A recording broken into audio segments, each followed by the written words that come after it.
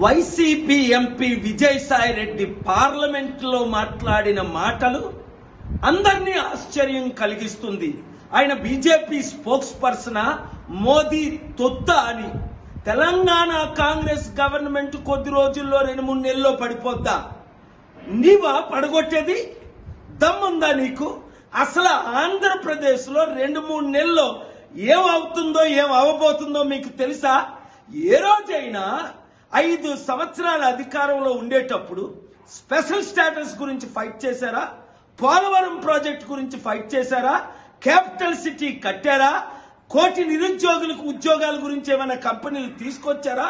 ఆంధ్రుల అభివృద్ధి గురించి మోదీతో గాని బీజేపీతో గాని ఫైట్ చేశారా?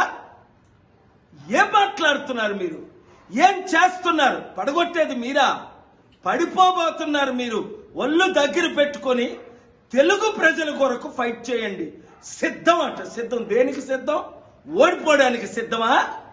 సర్వనాశనం చేయడానికి సిద్ధమా? ఇంకా ఆంధ్రప్రదేశ్ అదానికి అమ్మడానికి సిద్ధమా? స్టీల్ ప్లాంట్ ను అమ్మేశారు, ఇంకా ఉన్న భూములన్నీ దోచుకోవడానికి సిద్ధమా?